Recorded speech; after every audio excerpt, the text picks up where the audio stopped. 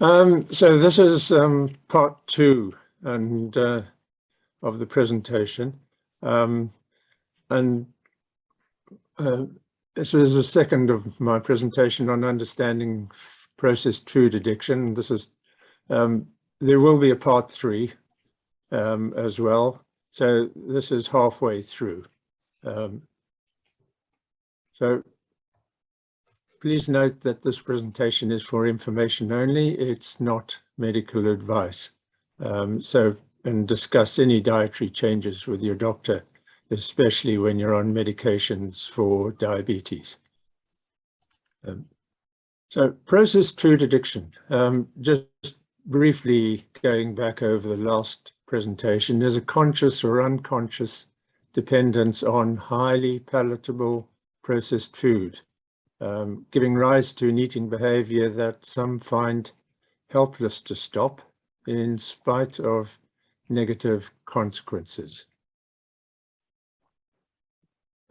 And John summarized the subject, this slide from part 1, but I wanted to use all these points that came out from Bitten Johnson, who's an expert on processed food addiction. So she said it exists, it is an illness, it is chronic and usually progressive, and denial is part of the illness, but most people can recover. So let's have a look at the first one. Processed food exists, and to find out if you suffer from processed food addiction, take the survey, and we'll run through the survey. Jeremy, can I ask a question? Is Yes, it right. recognised as an illness by GPs? No, it's not recognised by the WHO. It's not recognised by the NHS here.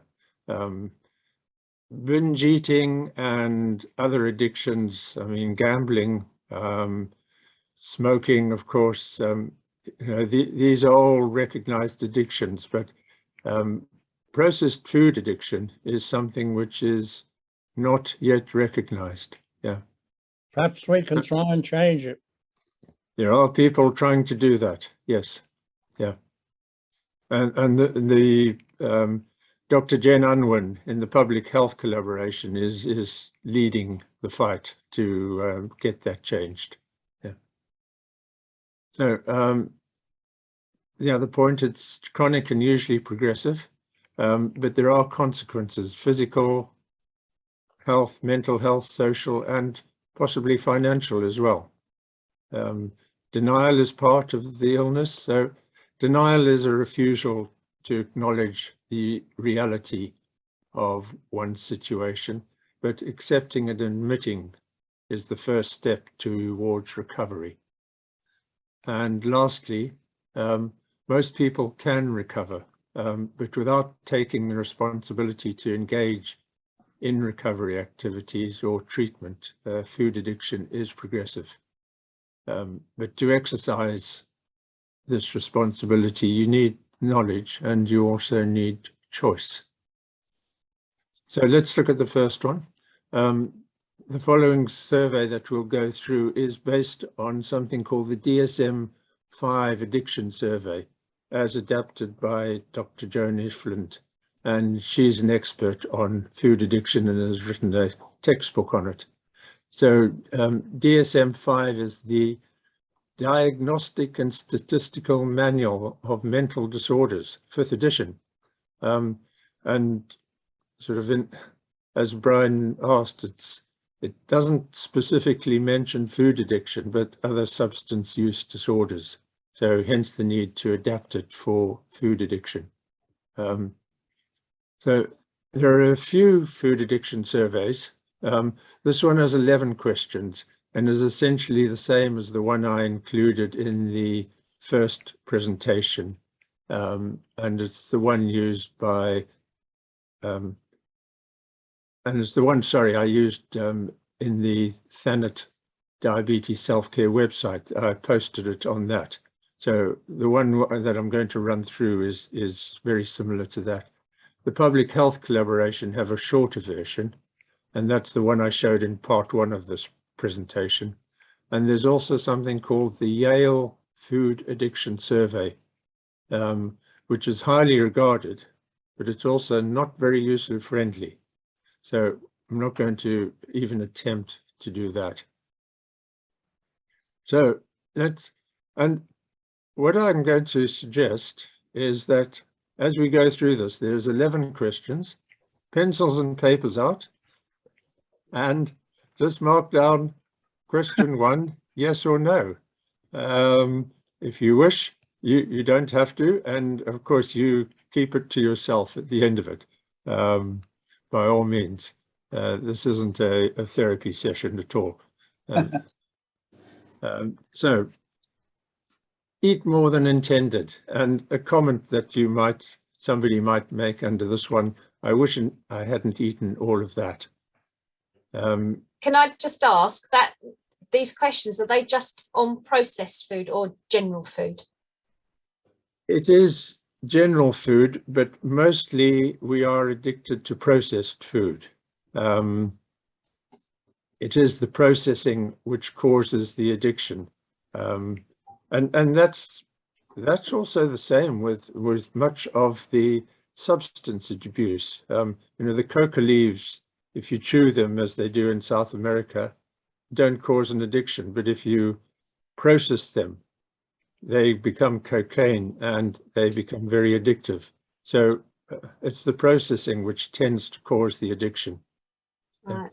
It's just, I'm thinking like, so if I've got like a big dinner, like fish and potatoes and stuff, and I always eat more than I should, but do you mean like that, or do you mean like a ready meal?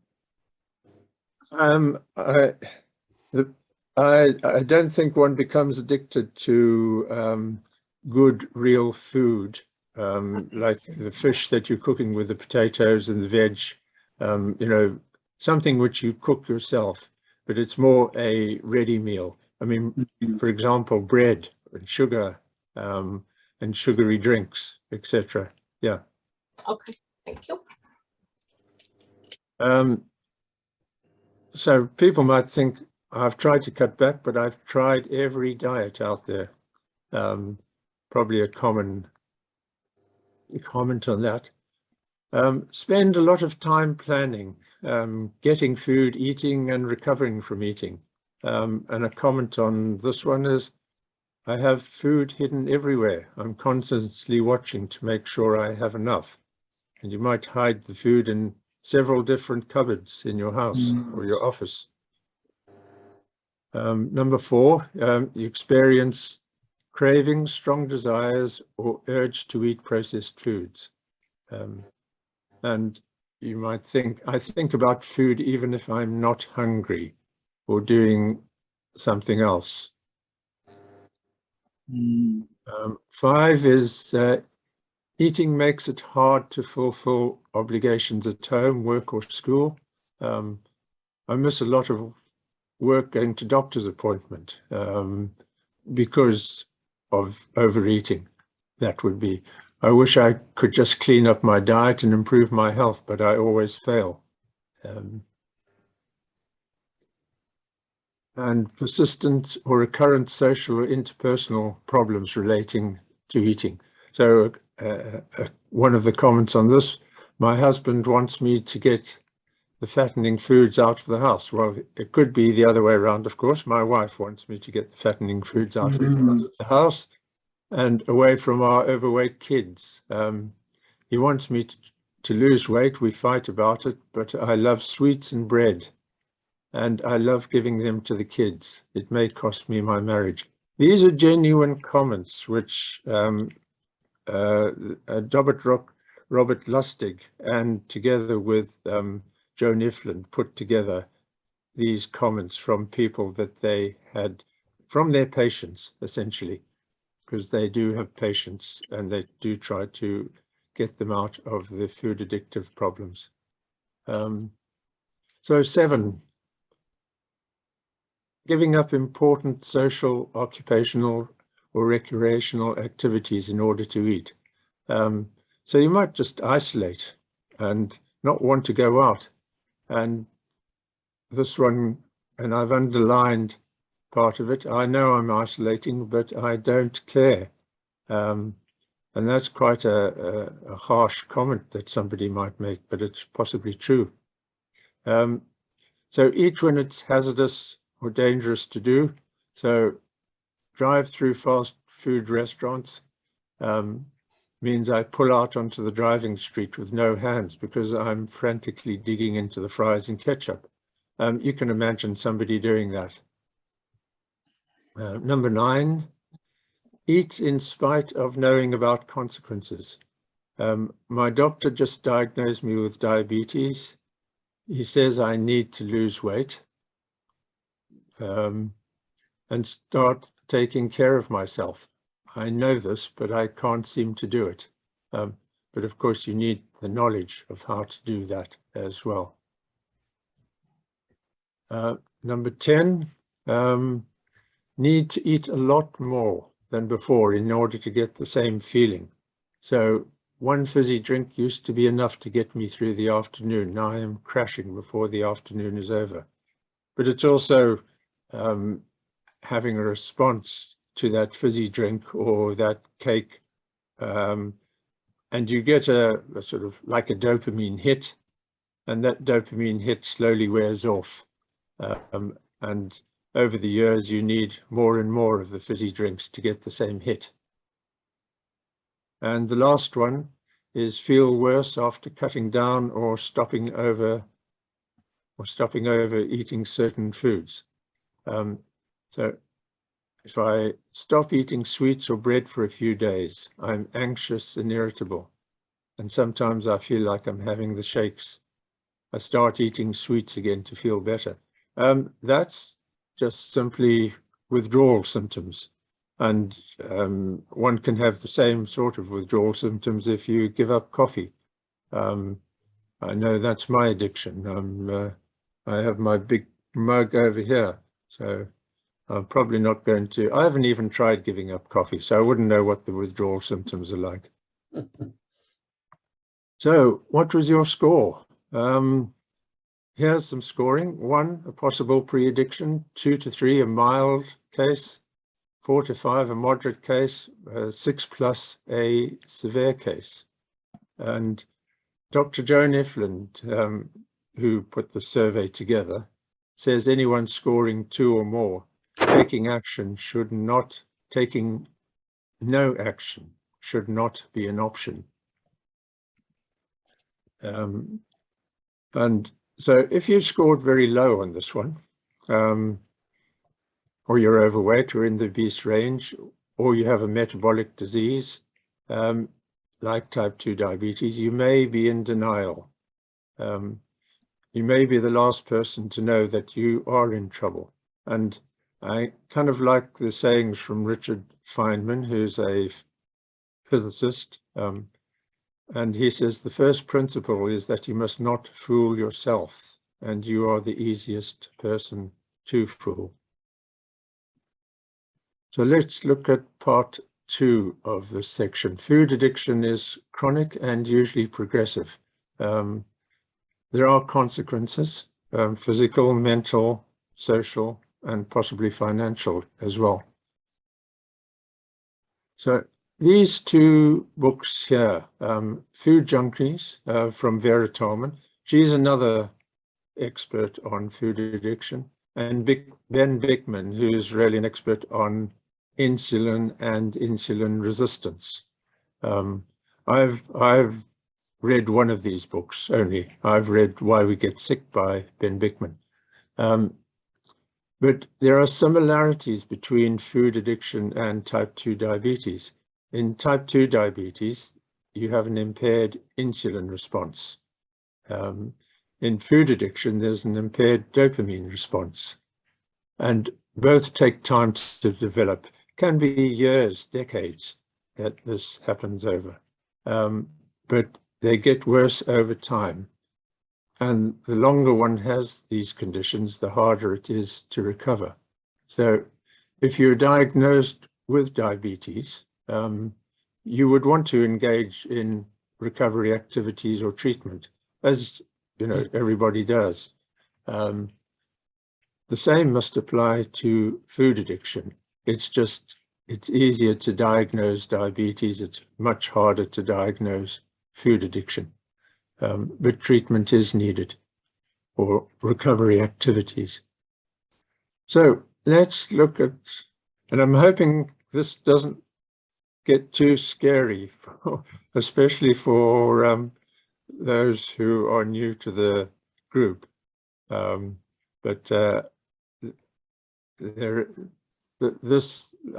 put in some of the consequences here, the possible consequences of processed food addiction. And of course, not every one that I'm going to cover here applies to everybody, but it might apply to a few here and there. So the obvious consequences would be type 2 diabetes, obesity, heart disease, depression, isolation. Now, while my food addiction score is now low, I think I'd probably score a 2 on that myself, the first 2. These are the issues that I went through before changing my diet. Fatigue, headache, heartburn, eczema, brain fog, memory loss, and joint pain. And I've cleared all of those by changing my diet. But some of the other possibilities that may exist, and as I say, apologies for being a bit scary on this one, but there can be consequences to food addiction, which leads to other things. So there's a long list there. And also from the mental point of view, there's also a long list on this one as well. So consequences. I'm a follower of Jordan Peterson.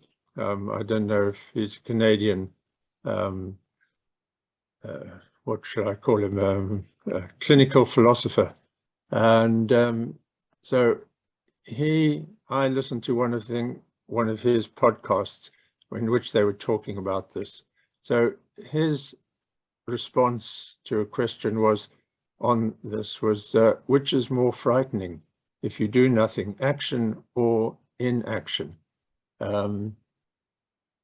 Contemplate not only the harms of not changing, but also the benefits. And I know from my own point of view that there were many unexpected and continued benefits. So do not make the assumption that inaction has no price, he says. The cost of inaction can be high, physically, emotionally, and maybe also financially. And lastly, he says, consider the potential consequences of either action or inaction on those close to you, your family, your children, and also the health system and the health providers. Now, I remember meeting somebody in the diabetes community. I'm not going to name him, but he's one of the leading lights in Ashford on diabetes. And he told me he had a brother, and his brother had diabetes, already had one foot amputated as a complication of having type 2. But he was unable to give up the sweet, starchy food, despite knowing that there was the very good possibility that he might have to have his other foot amputated. And I also know somebody with type 1. I joined a rowing group, and this chap's in my rowing group, and he's lost the sight in one of his eyes, but he's not going to change his lifestyle. He enjoys his lifestyle. He has a great lifestyle, but his fear is losing the sight in his second eye, which would be tragic for him. Okay, So, Jeremy and Chairman, could I interrupt for 2 minutes? please. Yeah, go on, Brian. For the benefit of the two newcomers, what Jeremy has actually told us about is only part of the consequences. I've personally been very close to amputation. And one thing, and I'm sorry to mention this, is that death is also a consequence of diabetes. And many of our members have had actual experience of some of the consequences. And the ethos of our group is self-care. We don't want to frighten you away. We want to help you. And self-care is all about self-discipline, but that's pretty hard to do on occasions. And we would like to help each other. In fact, we do help each other because knowledge is passing daily about diabetes. We're learning something new every day. So I just wanted to mention that because we'd love to see the two newcomers at our future meetings. So thanks, Jeremy. Thanks, Chairman. Thank you, Brian. Thank you. Back to you, Jeremy. And certainly I don't want to scare anybody away by putting some dire consequences down. Yeah. So moving on, denial is part of the illness. That's the third point. And I'll just go straight into this one here, the slide on denial. So people might say to themselves, I don't have food addiction, that it doesn't exist. And the NHS website says there's nothing you cannot eat if you have type 2 diabetes. It really does say that. People might say, I eat healthily already, and I eat everything in moderation. I have some health problems, but they're not caused by what I eat. Or they might say, I know sugar is bad, but I can't stop. But I don't have that much, sorry. And I can stop tomorrow if I want to. And also, it's normal to eat this way. Everybody does. So that's all part of the denial process.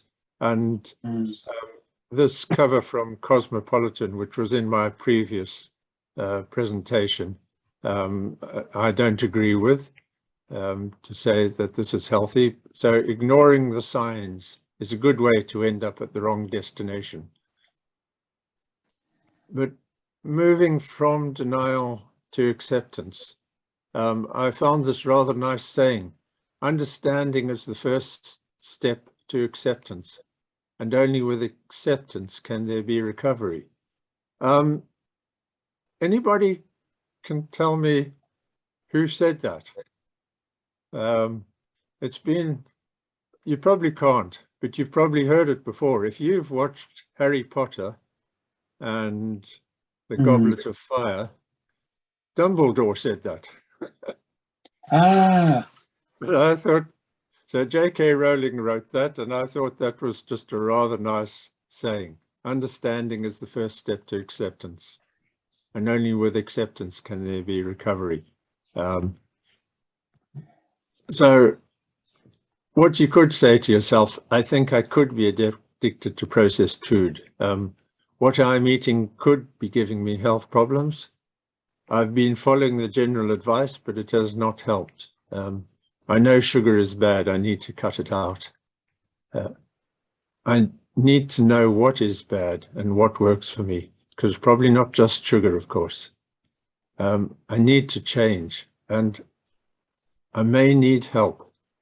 That's a critical part to food addiction. So, part 4 of this, most people can recover. But without taking the responsibility to engage in recovery activities or treatment, food addiction is progressive. But you need the knowledge and you need the choice. So, but addiction isn't a choice that people make, of course. It's not your fault, but it is your problem. So let's just say you've arrived at the point where you know your health should be better. You're aware of what you're eating is affecting your health. You have accepted that you may be addicted to certain foods, and you want to make changes, but dieting has not worked for you before. So you might just say, help, what do I do? Where do I start? And this, I thought, was another lovely saying going back centuries. Before you heal someone, first ask if they're willing to give up what made them sick. So, processed food, avoid processed food, avoid sugar, avoid refined grains, seed oils, spreads, just eat real food. So the BMJ, the British Medical Journal, in one of their papers described processed food as hyperpalatable food and drink products with flavors, colors, emulsifiers, and other cosmetic additives. It doesn't sound like food to me. So soft drinks, juices, sweet or savory packaged snacks, confectionery, cakes, biscuits, bread, breakfast cereals. Breakfast cereals are all processed food. And the frozen, not all the frozen, but a lot of the frozen and shelf-stable dishes are. And you can see from the pictures there, that's the type of processed food that I'm talking about. So, real food. Now, you will overeat if you don't eat enough protein. Protein is key to satiety. Excuse me, let me read that again. Adequate protein is key to satiety. It keeps you full. And you need to prioritize protein. You need to control your carbs and not fear natural fats. My point from the last one was avoid seed oils. Natural fats I consider to be animal fats, and I know we are heavily pointed away from them in some quarters, but there is much evidence to show that the vegetable oils, the spreads, are one of the major causes of chronic diseases these days. So my thoughts, you need to eat meat, fish, eggs, dairy, fresh vegetables, fresh fruit, and cook for yourself, is the thoughts. So this discussion I found on the internet on the Food and Drink Federation, the chief executive, who was saying that the Food and Drinks Federation have worked hard over many years to redevelop the recipes of our products and to make them healthier while retaining their delicious flavors. This has included work to help people choose appropriate portion sizes. This just came out I saw this in Yahoo News, 1st of October, so just the other day. So I've added a few comments to it. So they've worked hard on their hyperpalatable foods, the food and drink businesses. They have food engineers, and if for those who missed my previous presentation, there was a book which was put out by someone called Michael Moss called Hooked, and he has extensively gone into the food and drink businesses, and so his view is that they do well. He knows that they have food engineers, food scientists, and their idea is to get them to achieve, this food scientists and engineers, that they want to achieve the bliss point. So they want to retain their delicious flavors, and that means making them addictive. They say they want to make them healthier, but essentially obesity and chronic diseases are still increasing. And at the same time, they say they want to help people choose appropriate portion sizes. But essentially, they're saying it's your fault if you eat too much. So that's my reinterpretation of theirs. So thank you very much. That is my presentation for today, and there will be a part 3, which will go through in more detail some of the tips and tricks that one can use. But I'm still working on that particular presentation. So thank you.